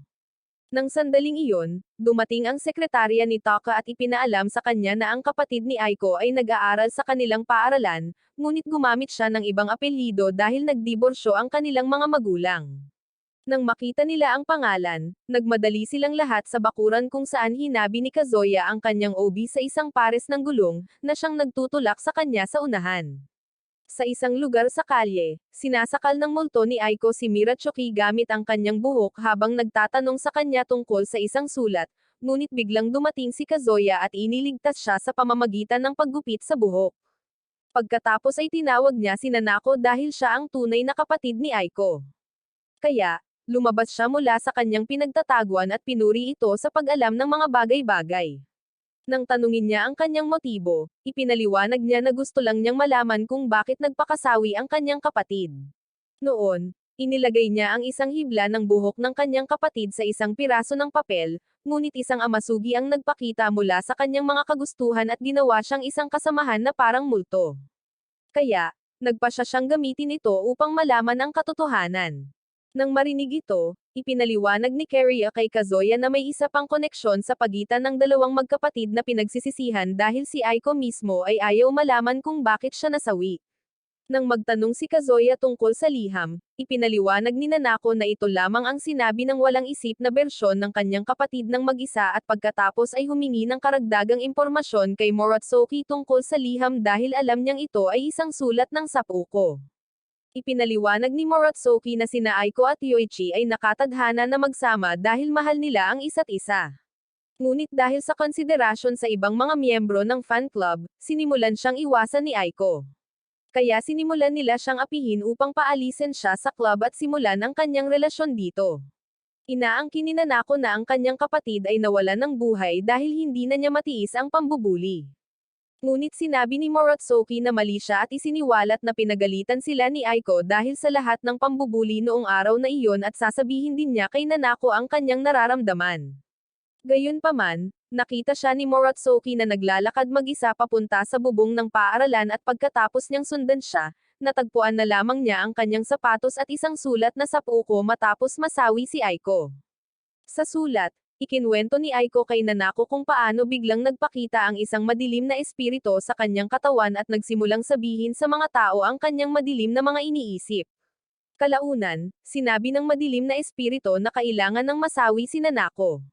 Kaya, tumalon si Aiko ng walang parachute upang iligtas ang kanyang kapatid. Nang marinig ito, napaiyak si Nanako, ngunit kinontrol ng madilim na espiritu ang katawan ni Aiko. Kaya, umatake si Kazuya gamit ang kanyang obi. Gayunpaman, hinaranggan ng Keimei at pinalipad siya. Kaya, ipinaliwanag ni Keria na ang kapangyarihan nito ay pinalakas ng pagnanais ni Nanako na masawi, at ang Keimei ay nagbagong anyo bilang isang mabalahibong bersyon ng Attack Titan. Habang papalapit ang Keimei, nagsimulang maghagis si Kazuya ng malalakas na pag-atake ng obi, ngunit madaling sinira ng Keimei ang kanyang mga galaw gamit ang buhok nito at sinimulan siyang lupigin ng mga atake. Kaya lumikha siya ng isang pambungad gamit ang sarili niyang mga atake bago sinira ang espiritu gamit ang isang drill attack. Pagkatapos ay ipinaliwanag ni Keria kay Nanako na ang pagmamahal ni Aiko para sa kanya ay mas malakas kaysa sa anumang bagay na naramdaman niya, at pinayuhan siyang huwag nang maghangad pa ng kasawian dahil gagawin nitong walang kabuluhan ang sakripisyo ni Aiko. Sa isang dambana sa isang lugar, isang diyosa ng apoy na nagngangalang Hanoka ang nagpasabog sa isang babae na nagngangalang Senao ngayon gamit ang isang malakas na pag-atake ng apoy. Ngunit nakaligtas na ngayon si Senao. Kaya tinanggap siya ni Hanoka bilang isang malice cleaner, na nagpapasaya sa kapareha ni Senao, si Kotitsu. Habang naghahanda na si Senao na umalis, tinanong ni Hanoka kung nagdadalawang isip pa ba siya tungkol sa pagpunta sa Keimoka dahil maaari na lang niyang harapin ang mga malisen sa kanilang lugar, ngunit sinabi na ngayon ni Senao na sigurado na siya. Kaya kumaway si Hanoka sa kanya habang papalayo. Samantala, ipinaliwanag ni Kazuya ang lahat ng nangyari kina Nanako at Aiko sa iba, ngunit biglang dumating si Nanako at sinabi sa kanila na hindi na siya makapagsalita dahil sa kanyang mali siya at pagbabayad sala. Humingi ng tawad si Kazuya sa pagsira sa mga Keimoni, ngunit ipinaliwanag niya na responsibilidad niya ito, at buong tapang na inangkin ni Keria na kasalanan ito ni Nanako bago umalis. Pagkatapos ng klase, naghahanda na si Kazuya na umuwi.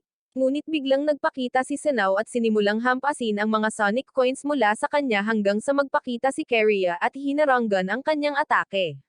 Nang sumugod siya para sa isa pang atake, inatake siya ni Keria ng mga sipa at sinubukan na ngayon ni Senao na sipain ang sarili niyang sipa, ngunit nasalo ni Keria ang kanyang binti at unang inihampas ang kanyang mukha sa lupa. Habang sinusubukan ni Keria na pasukoin siya, sinipa siya ni Senao palayo. At isa pang sipa ang tinamaan ni Keria sa mukha ni Senao, ngunit pinigilan ito ni Senao at inihagis siya sa mesa. Sumugod si Kazuya para tingnan siya, ngunit sinuntok siya ni Senao sa lupa at tinawag siyang kaawa-awang dahilan para sa isang malice cleaner. Habang papalapit si Senao para tapusin siya, inihagis ni Keria ang kanyang obi para suportahan siya, ngunit biglang nagpakita si Kotitsu at pinunit ang obi gamit ang kanyang mga talim. Pinagalitan ngayon ni Senao si Kotitsu dahil sa pagsuway sa kanya sa pamamagitan ng pakikialam. At sinubukan ni Kotitsu na magpaliwanag, ngunit inaangkin ngayon ni Senao na ang isang kagamitan ay walang karapatang sumagot at inutusan si Kotitsu na bumalik sa kanyang orihinal na anyo. Nagbagong anyo si Kotitsu sa isang espada, at nagulat si Kariya na hindi pa nasakop ni Senao ang espada ng Sugumo. Kaya ipinaliwanag ngayon ni Senao na hindi siya sapat na marupok para mawala ang kanyang determinasyon sa isang espiritu. Pagkatapos ay isiniwalat niya na naroon siya upang subukan ang kanilang kakayahan at sinabing hindi angkop si Kazuya na kumatawan kay Kanaka. Ngunit walang ideya si Kazuya kung sino si Kanaka. Kaya ipinaalam na ngayon ni Senao sa kanya na ang ina niya iyon. Habang naglalakad siya palayo, tinanong ni Kariya kung saan siya pupunta, ngunit hiniling niya kina Kariya at Kazuya na sumunod sa kanya dahil ire-report niya ang nangyari sa lokal na Diyos. Di nagtagal, nakarating sila sa dambana ni Kokori. At sinubukan ni Kokori na mag-aura farm kahit na maliit lang siya. Kaya binubuli siya ni Kariya hanggang sa mawalan siya ng malay. Habang nakatitig kay Kazuya, naaalala na ngayon ni Senao ang panonood sa kanya habang sinisira niya ang halimaw na may buhok kanina. At noon ay nagtaka siya kung bakit ginagamit ng isang pangit na payaso ang obi ni Kanaka. Nang tanungin niya si Kokori tungkol dito, ibinalita ni Kokori ang malas na balita na pumanaw na si Kanaka at ang kanyang obi ay ginagamit na ngayon ni Kazuya bilang isang malice cleanser. Kaya humingi siya ng pahintulot kay Kokori upang subukan ang lakas nito. Sa kasalukuyan, ipinaliwanag ito ni Senao sa lahat, at idinagdag ni Kokori na ibinahagi niya sa kanya ang lahat ng kanilang pinagkakaabalahan kamakailan. Ngunit nag-alok na ngayon si Senao na pumalit kay Kazuya dahil napagdesisyonan niyang hindi sila angkop na gumanap bilang malice cleanser ng rehiyon. Pagkatapos ay hinamon niya si Kazuya sa isang tunggalian, na naging dahilan upang mataranta ang lahat. Ilang taon na ang nakalilipas, nasawi ang kapatid ni Senao, at labis na nalungkot si Senao kaya nagmakaawa siya kay Hanoka na pahiramin siya ng isang makapangyarihang Tsukumagami upang makapaghiganti siya sa pumaslang sa kanyang kapatid. Ngunit galit na ipinaalala sa kanya ni Hanoka na wala siyang pagkakataon dahil nakikipag-ugnayan sila sa isang kaaway na kahit ang kanyang kapatid na si Suwo ay hindi matalo. Ipinaalala sa kanya ni Hanoka na ang dahilan kung bakit ang kanyang kapatid ay yumako ng pasanin sa isang malisonan cleanser at nasawi ay dahil gusto nitong mamuhay siya ng normal at pinayuhan niya itong igalang ang mga kagustuhan ng kanyang kapatid. Ngunit nawala na si Senao sa kalagitnaan ng pagsasalita. Sa isa pang silid, umiiyak si Kotitsu dahil sa katotohanang masyadong mahina siya para protektahan si Suwo. Ngunit bigla siyang pinalipad ni Senao gamit ang isang Detroit Smash at sinabi sa kanya na gagamitin niya ito dahil kailangan niya ito sa kanyang paghihiganti kahit na mahina siya. Kalaunan ay ginabayan siya ni Kotitsu sa espiritu na pumaslang sa kanyang kapatid. Ngunit pagdating niya roon, nakita niya si Kanaka na sinisira ito ng isang beses. Nagalit siya na may ibang taong Samaira sa espiritu na nagpawalang bisa kay Suwo. Kaya sumugod siya kay Kanaka. Ngunit pinabagsak siya ni Kariya bago pa siya maka-atake at sinimulang apihin si Kotitsu. Matapos niyang ipaliwanag ang kanyang motibo sa kanila, tinawag siya ni Kariya na isang talunan dahil sa pagtatangkang talunin ang isang bagay na napakalakas. Ngunit labis na naantig si Kanaka sa kanyang kwentong buhay kaya't nagsimula siyang umiyak. Gayunpaman, ipinahayag ngayon ni Senao na si Kanaka na ngayon ang kanyang pinaghihigantihan at ito ang nagpagulo sa kanila. Kaya, nagreklamo siya kung paano niya gustong tulungan ang kanyang kapatid na makahanap ng kapayapaan sa pamamagitan ng paghihiganti sa isang tao. Nang marinig ito, pumayag si Kanaka na maging kanyang pinaghihigantihan. At pagkatapos noon, maraming beses nang hinamon ni Senao si Kanaka at nag-enroll sa isang paaralan ng malice cleanser upang mas maasa pa ang kanyang mga kasanayan. Ngunit nang bumalik siya, nakita niyang sawi na si Kanaka at isang talunan ang pumalit sa kanya. Matapos isalaysay ito, ipinaliwanag ngayon ni Senao na hindi niya nakikita si Kazuya bilang isang taong karapat-dapat sumunod sa mga yapak ni Kanaka dahil si Kanaka ang kanyang master na kanyang hinahangaan, at ipinahayag niya na siya ang magiging kapalit ni Kanaka sa pamamagitan ng pagkatalo nito. Kaya, hiniling ni Kariya kay Kazuya na tanggapin ang kanyang hamon. Kinabukasan, sinubukan ni Kariya na hikayatin si Kazuya na magsimulang magsanay.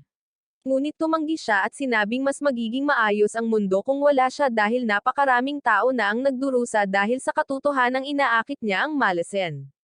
Ipinaalala sa kanya ni Keria na nagpasya siyang panagutan ang malisin na inaakit niya.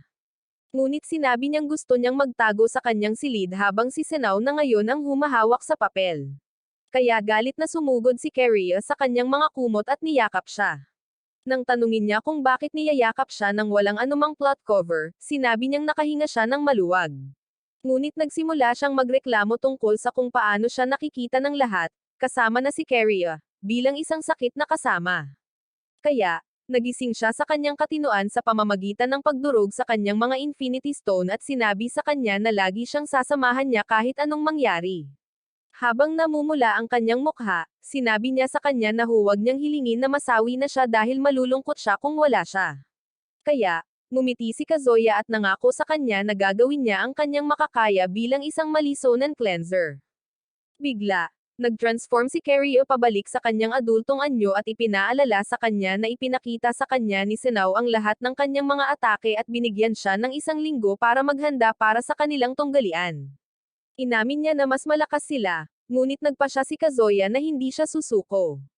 Kaya, masayang nangako si Keria na kakainin ang kanyang joystick kung mananalo siya. Sakto, dumating sina Kasumi at Kokori at nakita sila sa isa sa iyong mga paboritong posisyon.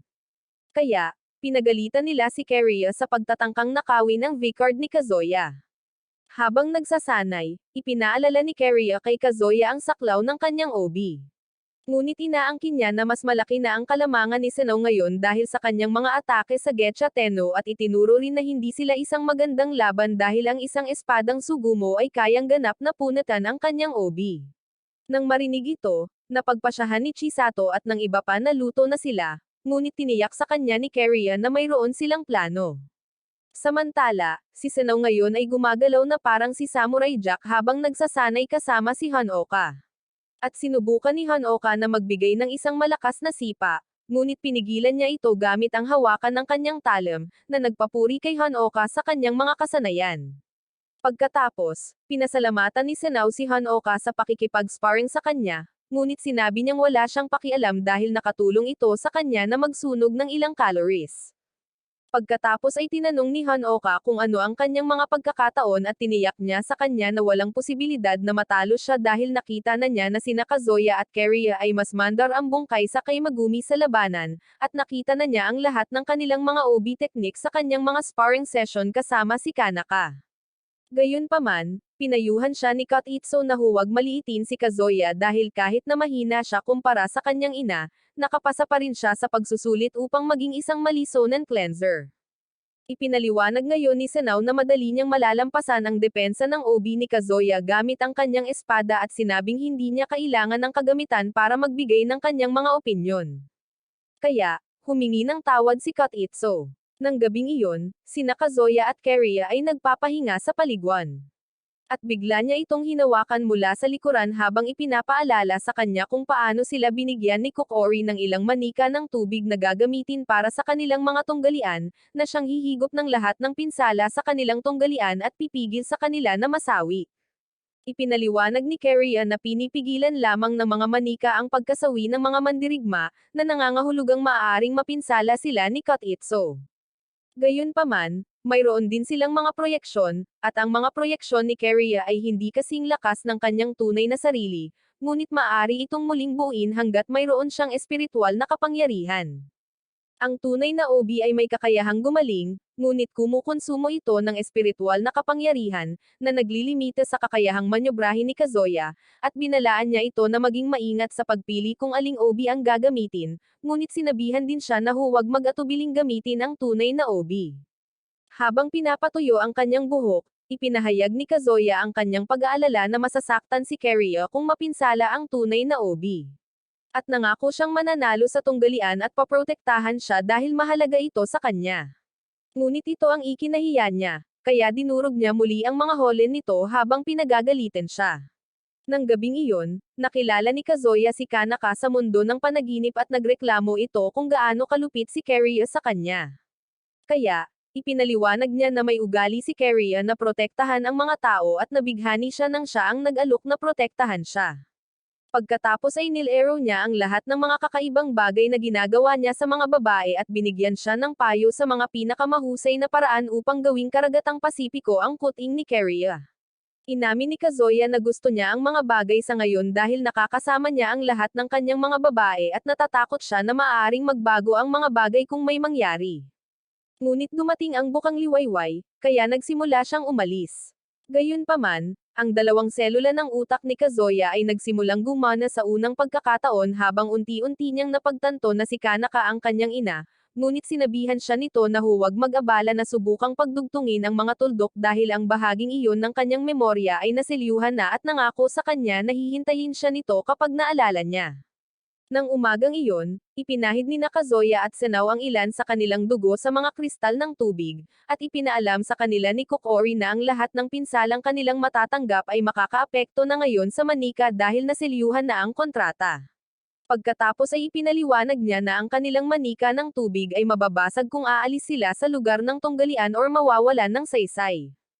At inanunsyo niya na ang tunggalian ay upang matukoy ang malisonan cleanser ng Kamioka sa ilalim ng kanyang pangangasiwa. Naiinis na ngayon si Senao na sinasanay niya ang buong buhay niya upang maging isang malisonan cleanser at dalhin ang legacy ng kanyang kapatid.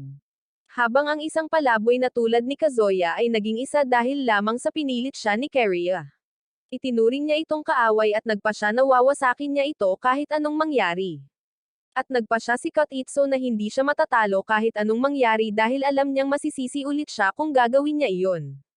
Samantala, napagtanto ni Kazuya na siya ang nagdudulot ng problema sa iba gamit ang kanyang sumpa ng pag-akit sa mali siya. Ngunit nagpa siya siyang patuloy na maging isang malisonan cleanser upang malutas ang lahat. At ayaw niyang matalo sa isang tulad ni Senao ngayon, na tinatrato ang isang Sugumo na parang isang kasangkapan sa halip na isang katuwang. Nang magsimula ang tunggalian, lumikha si Kazuya ng isang dummy, na umatake kay Senao, ngunit madali niya itong nawasak. Kaya kinuha niya ang kanyang espada, ngunit inihagis siya nito palayo. Gayunpaman, lumikha siya ng isa pang obi dummy. Kaya hinati niya ito sa kalahati gamit ang isang long-range slash, ngunit biglang sinuntok siya ng obi dummy, na naging sanhi ng pagkabasag ng kanyang water doll.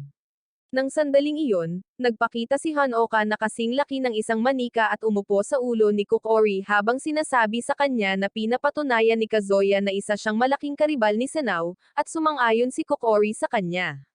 Ngayon ay sinira ni Senao ang isa pang dummy gamit ang kanyang slash at sinubukan siyang atakihin muli ni Kazuya, ngunit hinaranggan siya nito. Kaya, lumikha siya ng isang malaking bola sa hangin gamit ang kanyang obi. Binalaan ni Kotitsu si Senao na umatras, ngunit sinabihan niya itong tumahimik. At bigla, ang obi ball ni Kazuya ay naging isang malaking sledgehammer, na nagpalipad sa kanya sa lupa. Nagulat ang mga Diyosa na ang labanan ay napakaisang panig pabor kay Kazuya, at pinayuhan ni Kotitsu si Senao na mag-isip ng estratehiya bago ang kanyang susunod na pag-atake. Ngunit hindi niya ito pinansin at nagpa siya na sumugod ng may buong lakas. Pagkatapos ay umatake si Kazuya gamit ang isang drill weave, ngunit hinarang ni Senao at pinaputok ang isang espada, na hinarang naman ni Kazuya gamit ang kanyang kalasag, at patuloy siyang tinalo ni Kazuya gamit ang mga atake ng obi. Matapos harangan ang sunod-sunod niyang atake, nagpaputok na naman si Senao ng isa pang slash attack. Kaya, hinarang ni Kazuya gamit ang isang kalasag at inihagis ang isang obi sa kanya, ngunit nakakagulat na nagpaputok ito ng isa pang slash, na tumama sa kanyang katawan. Habang sinusubukan ni Kazuya na tumakas, pinaputok niya ito gamit ang isang mas malakas na bersyon ng kanyang slash. At pagkatapos harangan, tumalon siya sa palumpong kung saan pinaputok niya ang ilang bato sa kanya gamit ang isang obi crossbow. Matapos harangan ang mga atake, hiniwa niya ang kanyang pinagtataguan. Kaya, tumalon siya palayo upang protektahan ang kanyang sarili, ngunit tinalo siya nito gamit ang mga slash at kalaunan ay nasugatan si Keria. Ang mas malala pa, isa sa mga projection ni Kazuya ang nawala, at ipinaliwanag ni Keria na ang paggaling ay nakakaubos ng kanyang espiritual na enerhiya, ngunit umatake muli si Senao, kaya tumalon siya palayo. Habang nasa lupa siya, tumalon ngayon si Senao para tapusin siya, at naisip niyang gamitin si Keria. Ngunit ayaw niyang masaktan ito, kaya ginamit niya ang mga projection upang bumuo ng isang watershed, na humaharang sa slash ni Senao ngayon. Nagulat ngayon si Senao na ang kanyang ultimate attack ay naharang gamit lamang ang isang OB, ngunit si Kazuya ay nagbigay ng isang double OB punch, na nagtulak sa kanya pabalik at lalong nagpabasag sa kanyang kristal. Nakakagulat, si Senao ngayon ay nagsimulang tumakbo palayo, at inakala ni Kazuya na siya ay umaatras, ngunit ipinaliwanag ni Keria na naglalaan lamang siya ng espasyo para huminga at sinabihan siyang huwag siyang bigyan ng pagkakataon, kaya hinabol niya siya. Gayunpaman, naglunsad si Senao ng isang slash attack kay Kazuya, ngunit hinarang niya ito gamit ang isang handwave at inihagis ang isang OB sa kanya, ngunit hiniwa ito ni Senao sa kalahati para lamang mapagtanto na isa lamang itong projection. Habang umaatake si Kazuya gamit ang isa pang OB, gumanti si Senao ngayon ng isang malakas na slash, na tumama sa kanya sa katawan at pareho silang pumasok sa isang stalemate. Ipinaalam ni Keria kay Kazuya na maaari lamang nilang harangan ang mga atake ngunit hindi gumanti dahil dalawang OB lamang ang mayroon sila sa ngayon. At iminungkahi niya na ang pagiging nasa depensa ang pinakamahusay. Sa kabilang banda, napagtanto ni Senao na hindi na siya maaaring gumamit ng anumang mga long-range attack at alam niyang hindi aatake si Kazuya dahil ilalagay ito sa panganib. Kaya, ang tanging pag-asa niya ay ang makarating sa saklaw ng espada. Gayunpaman, nag-aalala siya na ang paglapit dito ay haantong sa kanyang pagkatalo dahil hindi na kayang tiisin ng kanyang kristal ang anumang pinsala. At sinabi ni Hanoka kay Kokori na tapos na ang tunggalian dahil mabagal nang bumabawi ang OB habang sila ay nagtitigan at nang umabot na naman sa 3 OB, tapos na ang laro. Binanggit ni Kokori ang katotohanan na kayanan ni Senao na ngayong tiisin ang kanyang malakas na atake sa apoy. Kaya ipinaliwanag ni Hanoka na nagawa niya ito gamit ang isang overpowered technique na magagamit lamang sa malapitan. Ngunit sinabi niya na wala itong silbi dahil hindi na sila mapalapit ni Senao. Gayunpaman, sinabi ni Kazuya kay Keria na ayaw niyang manatili sa depensa dahil nilalayo niyang talunin si Senao ngayon sa kanyang pinakamahusay na kakayahan upang maipaunawa sa kanya na ang mga sugumo ay hindi lamang mga kagamitan. Kaya, sumang-ayon siya at masayang sumugod sila patungo kay Senao ngayon, na ikinagulat niya. Tumayo na ngayon si Senao upang pakawalan ang kanyang bangkay na nagngangalang Wing Cutter, ngunit perpektong nakipagsanib puwersa si Kazuya kay Keria gamit ang isang teknik na tinatawag na Divine Possession. At nang ilunsad na ni Senao ang kanyang atake, pinalakas niya ang kanyang mga braso sa pamamagitan ng pagbalot sa mga ito ng OB, na nagpapahintulot sa kanya na harangan ang atake. Ang dalawang fighter ay umatake ng mainit na suntok pabalik-balik gamit ang kanilang mga overpowered attacks habang gulat na pinapanood ng Diyosa. Ngunit kalaunan ay inalis ni Kazuya ang armas ni Senao sa pamamagitan ng pagbali sa hawakan ni Kotitsu at nagbigay ng isang malakas na suntok sa kanyang tiyan, na nagpira-piraso sa kanyang kristal. Masayang idineklara ni Kokori si Kazuya bilang panalo. Kaya nagpakita si Keria at hinampas ang kanyang mga asset bilang gantimpala. Habang nagdiriwang sila, tiningnan ngayon ni Senao si Kotitsu at ipinaliwanag sa kanya ni Hanoka na natalo sila sa laban dahil labis niyang ginugol ang kanyang espiritual na enerhiya sa mga spamang attack nang hindi inaalala ang naipon na pinsala kay Kotitsu. Gayunpaman, tiniyak niya sa kanya na magiging maayos si Kotitsu dahil isa siyang One Piece Blade at hiniling sa kanya na magpakita ng pasasalamat kay Kazuya sa hindi pagbali sa kanya sa kalahati kahit na nagkaroon siya ng pagkakataon. Di nagtagal pagkatapos, dala ni Senao ang isang may tagpi-tagping Kotitsu habang paalis at nalito si Kazuya dahil inakala niya mga kagamitan lamang ang tingin nito sa sugumo.